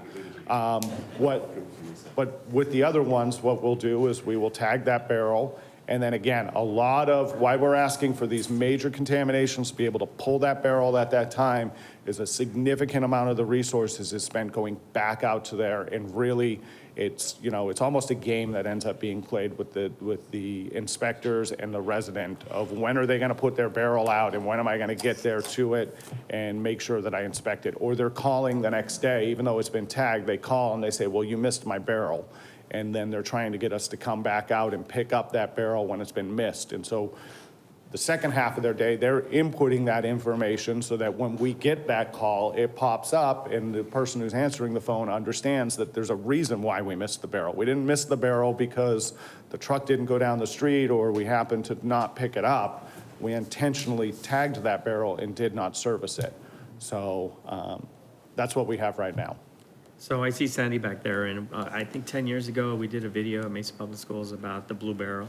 Are we gonna do something similar to that? I think, and why I say that is because kids really like to, they're very much into the recycling, and I think maybe we need to update that video, send it out to the school districts and our neighboring school districts in Gilbert as well, and send that information, as well as the library programs that we have. I think the education piece is critical as we move forward on these changes. Thank you. Mr. Freeman. Scott, if you were to pass through this cost, obviously the graph shows a $1.4 to $5 million loss of income. But if we were going to pass through the cost to our residents, what would be the cost of the Blue Barrel increase? Have you calculated that? So the increased cost that we're seeing, so we had budgeted this year $650,000 for recycling processing fees. That was part of our budget. We're going to 1.45 now, so that's an $800,000 increase. That equates to, if we put for every residential customer that we had, it's at approximately a 50-cent charge that would go on there. It would have to go up about 50 cents to generate that. Per Blue Barrel? Yeah, per barrel. Scott, and share with them, yes, and then tell them what's embedded in the current rate we pay, how much of that goes to recycling. So the total amount, because I think it's important to understand the total amount that residents would pay for recycling, not just the incremental amount. Does that make sense? I guess what I'm asking though is if residents, if we choose to continue with this program. Yeah. And what the pass-through cost would be to Cover the channel. this increase in cost to the Blue Barrel for all customers throughout the city. I think that's your 50 That's that 50 cent 50 cents. a 50 month. cents. Yeah, 50 cents per customer per month, Scott? Correct. Per Yes, Blue that is Barrel. correct. Per Blue Barrel, yeah. So Yeah. theoretically, we could change that if we need to increase in the Blue Barrel cost. Is that going to be considered? Yeah, I think, yeah, so and Scott and his folks brought that. I hesitated bringing it to council right now. I thought, one of the thoughts we had is to go with the proposals we have here and see if we can work that first and see how much that helps us to reduce that $800,000 Gap. gap. And then we maybe have a better sense of if there needs to be an increase or change in service. I mean, we always have those options, and we can come back to council with that discussion too. We just didn't want to go right out of the chute saying, oh, we need, we're going to raise the rates because of this. We wanted to see if there's some other ways to get there. Okay, just want to ask the question. Thanks. Mr. Thompson? I think we all our citizens want to be good stewards of the land and of the environment, but there is a cost associated with that, and my question was very similar to Mark's. I'm hesitant to do a rebranding push because I think it does confuse the citizens. I mean, how long did it take us to get where we're at today with the recycling program as it is? And even though we still continue to preach, the clean recyclables, we're still having contamination issues on our recyclables. So I'm hesitant to do a rebranding because I think it really confuses the citizens. I think it's interesting when you start looking at the recycling centers that the majority of what we get at the recycling centers is the commercial non-accounts in Mesa. So I'm good with closing the recycle centers. I think it would be intriguing to do a commercial pickup so that we do have those, we create those accounts. We have that. Right, so we make a push to pick those I see. additionals Yes. up. We could, yes. Because we're already taking, at the recycling centers, we're already taking their recyclables, so they should be signed up on accounts. And hopefully, if we close those, that'll force them to either use their vendor or come to Mesa if we're cheaper. I like how Surprise rolled theirs out. In the grand scheme of things, we want our citizens to continue to recycle. And if we're not going to do a fee that's going to make up that delta, then, I remember, 2 years ago when we were having budget discussions and Jeremy kind of half jokingly said at some point in time, we're just going to have to start landfilling all of our recyclables. And now I think we're kind of at that point where we have to look at that break even and say, at what point are the citizens okay recycling and how much are they willing to pay to recycle? So I think, when we start looking at this, there either has to be a fee that's charged on to make up that delta in additional cost, or we should suspend the recycling. Not suspend the Blue Barrel pickup, because I think it's important that our citizens continue to keep that conscious recycling so that when there is a more cost-effective means of recycling out there, that we can just go right back to it uninterrupted. So I think there either has to be a fee that makes up that delta, or we should just suspend the recycling altogether until there's a time when that cost comes down. Just for the record, I don't feel that way. Just want to clarify. I might have said that before. I've changed my mind. I'm sorry, did you want to go ahead? Go ahead. No, go ahead. You got it on the tip of your tongue. My concern about ending the recycling, whether we do it through Blue Barrel, we pick up the Blue Barrel and put it in the landfill, is I think we, as a society, we still need to put a push and a market for recycling. And putting it in landfills is not going to create the market, the demand, the need for creating alternative methods of recycling right here in the United States and the technologies associated with it.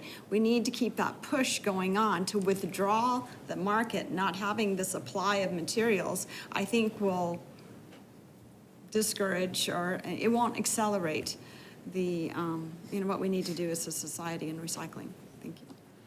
If I can just add to Jen's point before you Sure. change the topics, I apologize. I think to Jen's point, I think it starts internally within the city before we start asking the citizens of Mesa to do something about recycling. It's like, as we look around, I have 2 water bottles sitting here. Every person sitting at the dais today has some form of a recyclable cup in front of them, except for Jen. So I think if we're gonna start anywhere, perhaps we should look internally first before we start trying to push these mandates down to people as far as how recycling goes, And I know you're working on it, Jen.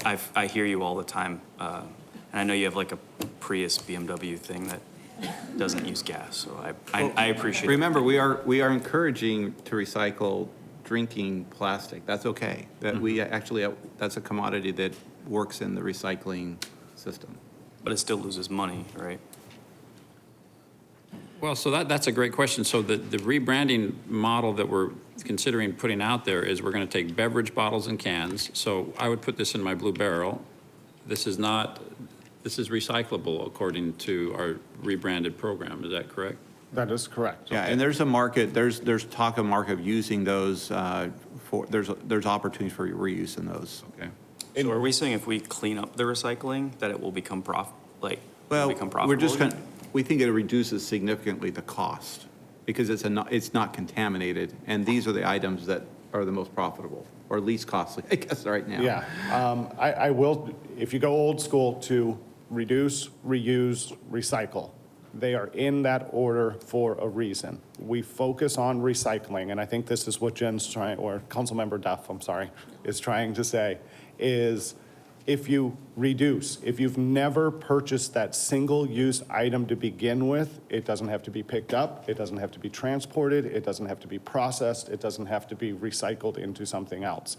The same if you reuse it. If you have a reusable water bottle that you're filling up and all you're doing is washing it and reusing that, again, it doesn't have to be manufactured, it doesn't have to be transported. All of those costs and carbon and everything else that goes into that, the time and expense that goes to that doesn't need to be done. They're in that order for a reason. The last thing you should do is recycle that material. The best thing to do is to either reduce is the first one, reuse is the second one, and then the last option should be the recycling. So it is. It's just in our society, we seem to continue to go towards more and more single-use items as opposed to reusing those materials. So you anticipate a $1.5 million loss on slide 4. How would that change if we put perfectly recyclable materials into the recycle bins and there was nothing in there that didn't belong in there? Well, with our current, it depends. It should, in theory, reduce the costs that are associated with the processing. So our recycling vendors should reduce their processing fees associated with it. But in addition to that, if you didn't have that contamination that was in there, you're going to see a dramatic reduction in the amount of that material that is going to the landfill. So we talked about at the Republic that approximately 30% of that material is going to the landfill. You would see a significant reduction in that. And so you would turn that from being a cost of landfilling that material to a revenue, because you would be selling that material someplace else and generating a revenue. So then that would increase what we would see as far as revenues from our share. Does that make sense? So the recycling centers go to each municipality individually and say, we're noticing your rate of contamination is X, therefore your cost is Y. It's not just one broad price across the spectrum for every municipality. Yes and no. So everybody has different contracts, and so they look holistically at their costs based on all of the material that's coming into the facility. But we do audits of individual municipalities, and then we actually pay. So in some of our contracts, we have an acceptable contamination rate, and it ranges between 10 and 15%. So when we do an audit and our contamination rate comes in at 9%, and we're allowed on that contract a 10% contamination rate, we're not paying any disposal cost associated with what gets thrown away. If we have an allowable amount of 10% and we come in at 15% on that audit, we are charged 5% of the total tonnage. So if we brought in 100 tons, we would be charged 5 tons as disposal at a landfill rate, or whatever that rate is, a disposal rate, I should call it, what has been negotiated within the contract. So they charge you back? They will charge us back if we have those over the acceptable levels. And for the most part, Mesa, we've done a very good job with, our residents are doing a good job, and my staff is doing a great job in getting that message out, that many times we fall within what is that acceptable range from the recycling vendors. I will tell you, the recycling vendors are pushing back. They don't want to allow they don't want to have that 10% that is allowable that we're not being charged for. They want to charge for, so if it comes in at 9%, they want to charge us 9% for that disposal. And in addition to that, they don't want to factor that in the total tonnage that we get a revenue back on. So the allowable rate is 10%. If we have a contamination rate of 11%, like for every 1% increase, what is the average cost increase on that contract? Like, so you could go backwards, right? Like, so if you went negative 10% and you went to 0 contamination, how much money would that save us? It wouldn't save us on the invoice that we have today. So I'm looking at an invoice currently from Republic Services, okay? If we have 0 to 10% contamination, we are not charged any cost for the disposal. If we have between 10 and 15% contamination, they charge us $32.58 for the disposal of the material that falls between 10 and 15%. If we go 15% or greater, everything that's 15% or greater, we would pay $40 on. So in other words, from 10 to 15, it would be $32. Anything over 15, we would kick into a $40 disposal cost. Yeah, so to clarify, they charge us if we go over, but there's no benefit to us going under. They don't give us anything. They don't give us a discount for getting under 10%. Where that discount, I think, would come into play is that it would reduce their processing cost, and therefore we should see a reduction in what they charge us for a processing fee. In addition to that, we would see more material being sold on the market as opposed to being landfilled, which would increase the revenue that is generated, and because we get a percentage of that revenue, that would increase the amount of revenue that the city receives. Does that answer? I'm trying to answer, but I'm...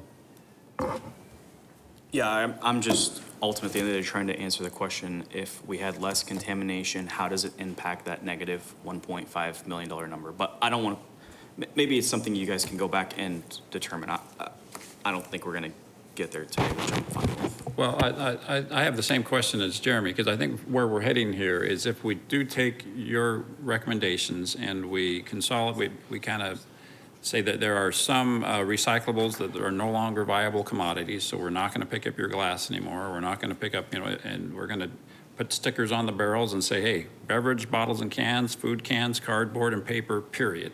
If it's not, on the picture of this sticker, don't put it in the blue barrel. We're going to be more aggressive in terms of enforcement. Give you a couple of strikes to get educated, and after that, you're not going to have a blue barrel, because this is the new age of recycling. I mean, if we adopt that program, the question is, will we at some point break even, or do we need to come back, a few months after we do that and say, well, we're still going to have to ding you 50 cents a can a month? Right, so Mayor, I think so this is an ever-changing world, as you can see, and so I think that's why we wanted to come to you today, and ahead of the contracts that you're going to see on the 23rd, and go through this rebranding and optimizing and go with that for 6 months. Then we can kind of see what impact that's going to have on our bottom line, and then come back and revisit that with council and see how much of that $800,000 we were able to have an impact on. So that's the best we could do right now, is to kind of just give ourselves some options, and then maybe work through those options and see what happens, and see how much of it can mitigate that $800,000, and come back to council and talk to you about how does that impact, even if it's maybe we reduce it in half. The question is, how long can we absorb that within this fund out into the future? So that's kind of what the proposal was today. Okay, well, for the record, I support the recommendations, the optimize, rebrand, enforcement. I'm not a fan of the surprise model. To me, it seems disingenuous to say we're coming by and picking up your blue barrels, but we're taking it to the landfill. I mean, what's the point of that? I think we're in as I indicated earlier, a new era of recycling. I've been talking to some of the other mayors locally for the last couple of weeks about this, because we're all on the same horns of the same dilemma. Talked with Georgia Lord in Goodyear a week ago. Asked her what she was doing, and she said, this reminds me of when she's retired Air Force, and so they lived for years in Germany, and she said it was very confusing at the time. We had 5 different, trash cans, and we were the Americans that couldn't figure it out, so our garage was full of garbage because we were afraid to throw anything away because they were they'd punish us. But I think that's the new age of recycling.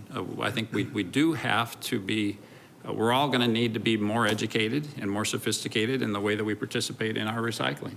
And there, like I said, and like you've said, there are some commodities that are just no longer they don't have a value, they don't have a market anymore. And so that we just need to train ourselves to be better at doing this. So I support what we're talking about doing. I hope desperately that we get to the point where we're breaking even. But if not, I mean, the other new age that we're in is the public is very concerned about the environment, very concerned about sustainability. The idea that we would eliminate this program, to me, is not viable at all. I don't think our citizens would stand for that, nor should they. So I appreciate the efforts that we're putting into trying to just update this program so that it can be sustainable, so that we can continue to find a viable way to do it. Mr. Thompson. Scott, I just have one question, going back to Jeremy's question.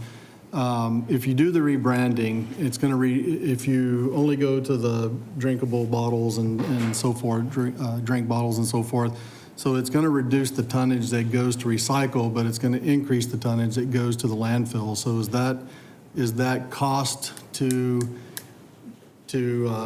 dump that increased tonnage going to offset the savings that we realize by having the cleaner product?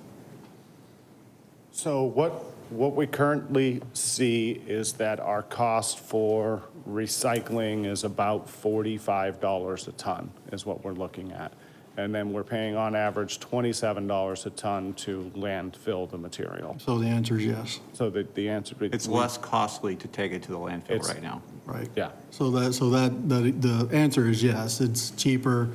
It would increase the tonnage that's going to the landfill, and so the cost that we would save, any potential cost that we would save on the clean side would still be, it would still be an increase because we'd have to dump anyway, right? Yeah, so if we went back to the days where we were getting paid for recyclables, then yes, we're comparing it to that. But comparing it now to what we're going to pay, there still is going to be an expense associated. So just because remember, this is the thing that helps me is recycling requires a step where you actually have to sort it. Yes. And so we pay whatever that, you mentioned that fee. So we have to pay, that fee doesn't apply obviously to the landfill. So you got that fee on top of recycling from the get-go. And so then we're trying to find commodities that we have at least some chance of keeping our costs as low as possible. It used to be we would get a credit against our expenses because they had value. Now they've turned into a cost because there's no market for these items. So the easiest way from a bottom line perspective, the city could reduce its cost significantly if it only took it to the landfill. But obviously it brings up a lot of environmental issues. So what we're trying to do here is trying to find a way to mitigate and keep the cost of recycling and optimizing it at the lowest denominator that we can. And that's what we're trying to achieve here, while still encouraging the participation in the recycling program. So just to clarify, you need some direction from We us just want today. to be aware of, yeah. And if the consensus is that we like the proposal to optimize, rebrand, enforce, you'll come back 6 months or so and say, hey, we tried, but we're going to have. Here's the results. We're still losing money, and we'll have to address that issue then, or maybe you'll have a more. Yeah, better we response. don't need to come back because, we have these new contracts in place and we'll see how they Okay. perform. Council, is that the consensus that we? What time frame are you expected to come back? Like, I think 6 months, do you think that's enough, Scott? Are you comfortable with that? Yeah. That'll get us past the holidays too, which will be Yeah, which is good. a time we see Yeah. a dramatic increase in the amount of material that we receive. So will we then see a rollout of, hey, here's the new rules for recycling? Oh, yeah, I think We're we only can do taking that. this? Yeah, Scott's got a great staff on that and they Okay. can get that out there. My staff is ready to go Great. on that. I can tell you that they will be jumping at an opportunity to try and clean up this material even more. For what it's worth, I know I would appreciate a sticker on my Blue Barrel because most days. Attaboy. Most days I'm asking my wife, can I put this in here? And that would really help. I mean, keep it simple for some of us. All right. Thank you very much. Any other questions, council? Thank you, Scott. Thank you. Next item on our agenda is to acknowledge receipt of board minutes. Is there a motion to that effect? Thank you, Mr. Freeman and Mr. Luna. All in favor, please say aye. Aye. Any opposed? Thank you. Next is to hear reports on meetings and conferences attended. Anything you'd like to share with us? Yes, Mr. Luna. I attended a 9/11 first responders presentation over at Las Palomas, which is located over on Brown and Ellsworth. And I appreciate our public safety personnel. Obviously, a number of elderly individuals live there, but they really appreciate our public safety personnel. And it was a nice breakfast, and I'll be going to a luncheon this afternoon as well. Great. Thank you for doing that. Jen? I don't have a report on where I've been, but yesterday, as I was leaving the lobby of City Hall, I noticed a wonderful display of the Dias de los Muertos. How do you say? Okay, I think I know some Spanish, but anyway, a fabulous display. It's going to be there until October 15th, and then it'll be moved to the Mesa Arts Center when we do the festival near the end of October, and was created by the Mesa en Español. Yes, it's Facebook in Espanol. So we have to thank Marisa Ramirez Ramos. It's the Mesa Hispanic Hispanic Network. Network. Mesa Hispanic Hispanic Network. Yeah, it's our city, yeah. Right, and so we have to thank him for promoting this activity, and they did a wonderful job. So you'll obviously see that when you go down to the lobby area. It looks great. They did a fabulous job, and they're going to have information about all the symbolism that's in that display and what it means in the culture. So I think it's a fabulous way to learn more about the festival celebration. Great. Yes, beautiful altar in the lobby of the City Hall today. I was absent from our meeting on Monday. Thank you for Mr. Freeman for filling in.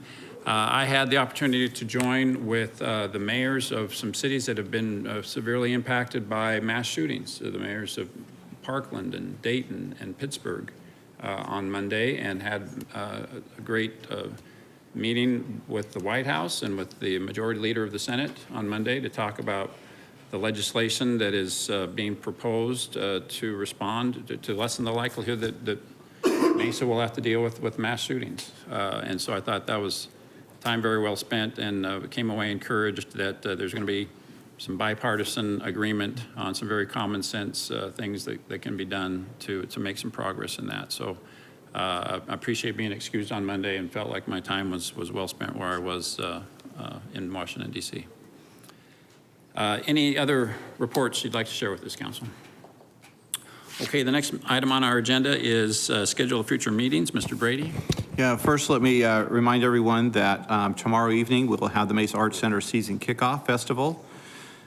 So it's tomorrow, September 13th from 6 p.m. to 10 p.m. at the Mesa Center campus. So we invite everybody to come out to that. It's a free event. And then our next study session will be Thursday, September 19th at 7:30 a.m. Thank you. Thank you. We have on our agenda a potential executive session, but in chatting with Mr. Smith, I think we can, this meeting went a little longer than we'd anticipated, so we can move that to our next meeting, Mr. Smith? Yes, Mayor and Council, we can move it next a week or two. We'll put it back on an agenda. Great. Thank you very much. Is there a motion to adjourn this meeting? Thank you very much. All in favor, please say aye. Aye. We are adjourned.